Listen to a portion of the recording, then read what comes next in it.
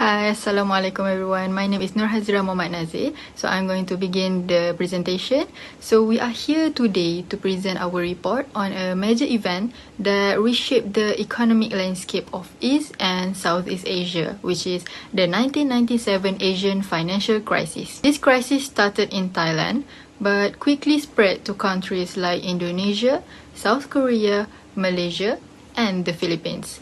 What seemed like a financial issue at first turned into a full-blown economic and political crisis that revealed deep weaknesses in the region's financial systems. In our presentation, we will walk you through the background and causes of the crisis, its devastating impacts on economies and people, the responses by governments and international institutions, and the important lessons learned for the future. By understanding what went wrong during this period, we can better appreciate the importance of strong financial regulation, transparent governance, and international cooperation in today's global economy. Without further ado, let's begin. As for the background and history, after the economic boom of the 1980s and early 1990s, East and Southeast Asia gained worldwide attention for their rapid development. This period was known as the Asian Miracle.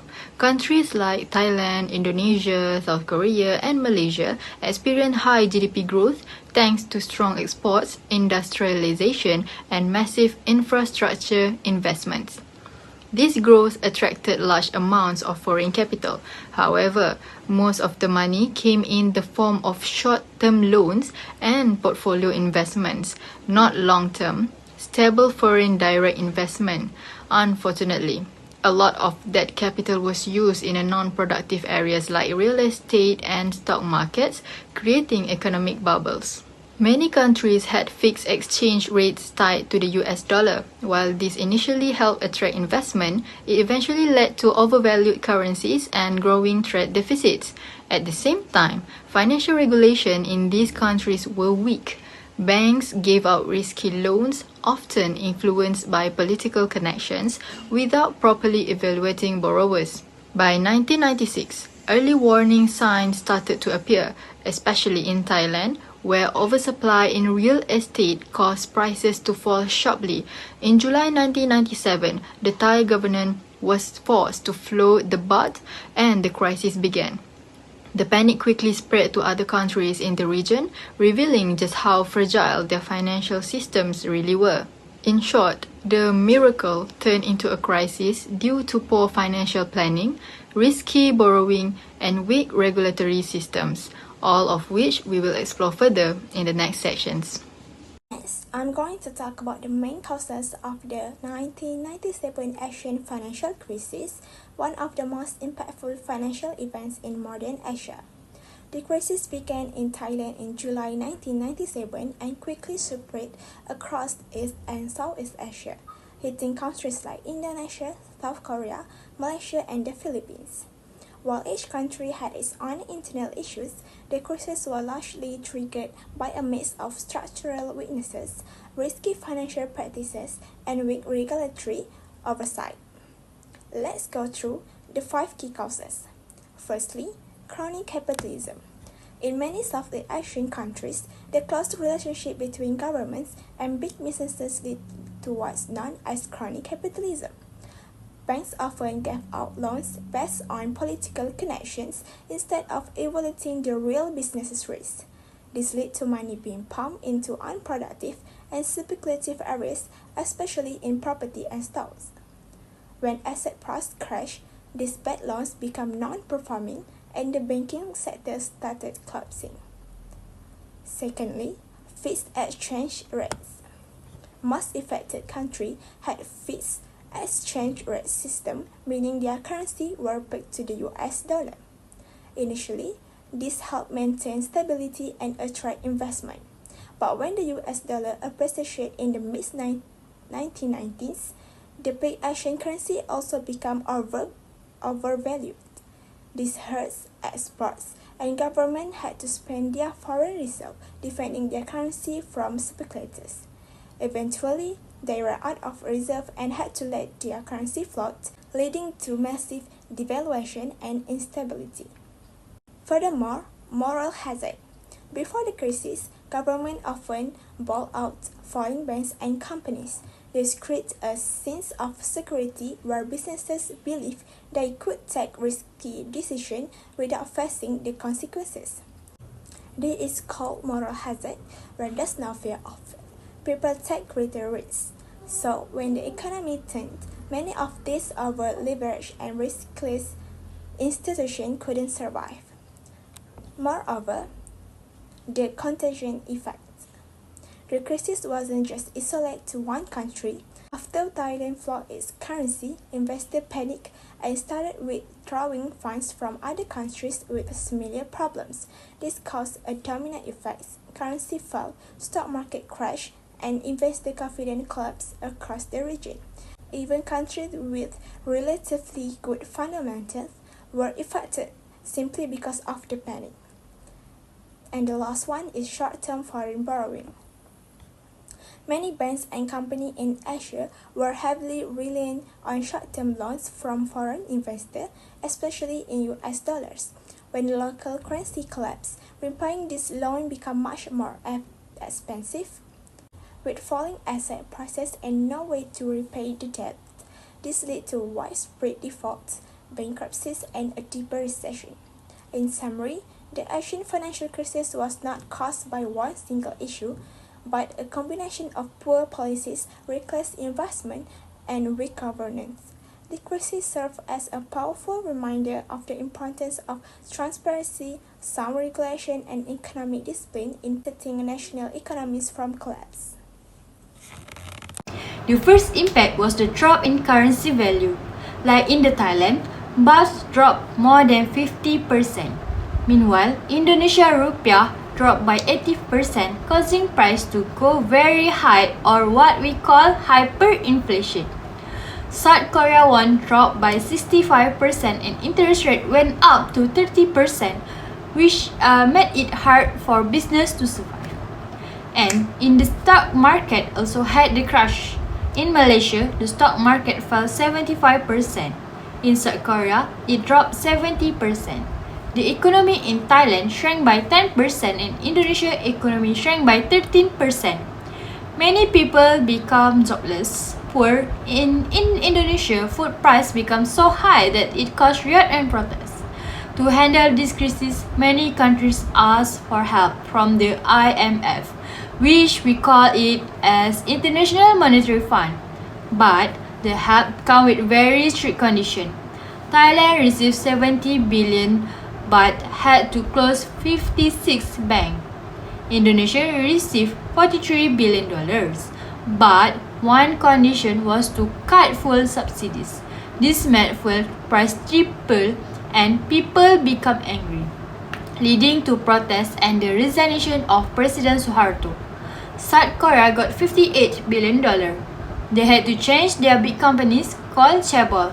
One example is Daewoo, which collapsed because of the debt. Malaysia did something different. Malaysia did not follow the IMF.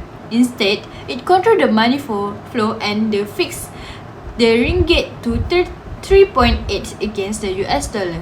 This method helped Malaysia recover faster without following the IMF rules. The crisis several impact like business, both domestic and international. In South Korea, major conglomerates were heavily affected. Like Daewoo collapsed, while Samsung and Hyundai survived by selling off their assets. In Thailand, more than 50% of financial companies failed and many construction projects were left unfinished. International companies like Intel and Nike experienced severe supply chain disruption when local suppliers went bankrupt. At the same time, foreign investors, especially from the West, bought distressed ASEAN assets at very low price. This led to criticism and assumption of economic exploitation during the crisis. Despite the several short-term consequences, the crisis led to important long-term reform. Affected countries reduced their dependence on foreign currency borrowing. Regional cooperation was strengthened through initiatives like the ASEAN Plus 3 Currency Swap Agreement, known as the Chiang Mai Initiative, to provide financial stability in future crises. Institutions like the Financial Supervisory Service in South Korea were established to strengthen financial oversight and regulation. The key lessons from the crisis were clear. weak financial regulation, excessive short-term foreign borrowing, and fixed exchange rate policy can create vulnerability that lead to economic collapse. This crisis show the importance of having strong financial institution, flexible currency system, and prudent debt management. Okay, so let's picture this. It's 1997 and Asia is booming. The Asian tiger, which is Indonesia, Thailand, and South Korea, are economic miracles, growing faster than any region in the world. But beneath the surface, trouble is brewing. In July 1997, Thailand makes a shocking announcement, which is they abandoning their fixed exchange rate. Thai baht start to collapse and losing half of its value. Just in months, okay? Investor panics, money flees, and just like dominoes, the crisis started to spread to Indonesia, which is rupiah plunged about 80%. And then to South Korea, won drops almost 50%. So what went wrong? There are three fatal flaws that we can get from this crisis, which is too much foreign debt, weak banks, and reckless speculation. This wasn't just financial crisis, it was a full-blown economic earthquake. Now let's talk about the damage. The numbers tell a horrifying story. Look at this chart. Indonesia's economy, once thriving but now shrinks by 13.1% in 1998, which is worse than US during the Great Depression. Thailand also isn't that far behind, which is dropped until 10.5%. Even South Korea, an industrial powerhouse, sees its GDP drops 5%. But behind these numbers, there are real people. Factories close, jobs vanish. In Indonesia, unemployment triples and poverty rates double almost overnight. Families who are mid-class one day but struggling to eat the next day. The crisis doesn't just crash the economies, but it also ruins lives. So what is the solution for the crisis? International Monetary Fund, which is IMF, entered with the largest financial rescue in history at the time. They give an escape, which is for $35 billion lifeline, but this money comes with brutal conditions. South Korea gets $58 billion, but must slash spending, raise interest rates, and break up its corrupt corporate giant. Indonesia only received $43 billion, but they must cut food and fuel subsidies, which that spark riots in the streets. And Thailand is forced to close 56 banks overnight. This method is painful, but it works. By 1999, South Korea bounced back with a 9.5% growth. This is a stunning recovery for South Korea. But was the IMF approach too harsh? Some countries like Malaysia refuse to the IMF helps entirely, imposing capital controls instead. And guess what? Malaysia recovers too, but just differently. Debate still rages. Was austerities the only way? So what did Asia learn from this nightmare? There are three big lessons that we can learn. Never rely on short-term foreign debt. Countries now stockpile trillions in reserve as a safety net. The second lesson is fix the banks and prevent reckless lending. And the third lesson that we can learn is diversify or die, such as South Korea invest in technology like Samsung and Hyundai. Thailand invest in tourism. Indonesia invest in manufacturing. As of today, Asia is a stronger countries because of 1997. Crisis was a brutal teacher, but its lesson built the economy powerhouse that we can see right now. So if we ask, can this happen again? The answer is not, if all the Asian countries remember this history. Let's look at how different governments respond during the ASEAN financial crisis. First, several countries create special agencies to manage the banking crisis and non-performing loans. For example, Thailand formed the Financial Sector Restructuring Authority (FRA) to handle bad debts and restructure failing banks. Indonesia launched the Indonesian Bank Restructuring Agency (IBRA) to supervise and rehabilitate troubled banks. South Korea established KAMCO, the Korean Asset Management Corporation, to buy bad loans and assist the recapitalizing banks. Next, government and central bank work together to stop panic and stabilize the financial sector. They act fast by injecting liquidity and giving emergency loans. Thailand's central bank provided emergency funding and supported reforms. Indonesia's central bank did the same but was criticized for excessive lending. To calm the market, their government guaranteed all deposits by early 1998. South Korea, with IMF support, guaranteed deposit and offer short-term funding. These efforts were crucial in restoring public trust. Now, for Malaysia, which has a unique response, instead of taking help from the IMF, Malaysia refused external assistance and create its own recovery plans. It imposed capital control to stop currency speculation and peak the ringgit to the US dollar. Malaysia also set up Dana Harta to take over non-performing loans and Dana Modal to decapitalize financial institutions. This independent approach allowed Malaysia to control its recovery more directly. From the crisis, countries and businesses across Asia learned several key lessons. First, lack of transparency made the crisis worse. Many financial systems lacked proper reporting. This led to panic when investors didn't know the real risk. After the crisis, countries improved corporate governance, tested the financial reporting, and adopted international accounting standards to restore investor confidence. Second, it became clear that companies need to better risk management. Businesses started using hedging strategies, adjusted payment schedule, and centralized financial operations to manage risk from currency volatility. Third, many countries decided to shift from fixed to floating exchange rates. Fixed rates make economies more vulnerable to speculative attacks. Floating currency allowed greater flexibility and give central bank more tools to handle future shocks.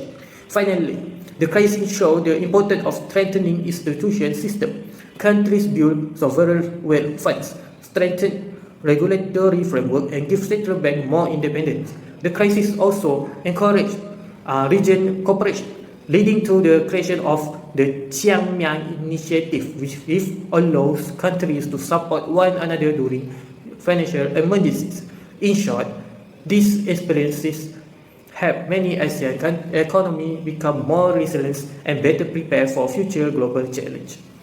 And to conclude our presentation on the 1997 Asian financial crisis, it is clear that this event was not just a financial shock, but a wake-up call for Asia and the world. What started with the collapse of the Thai baht quickly exposed deep weaknesses in economic systems across the region, like weak regulation, crony capitalism, and over-reliance on short-term foreign debt.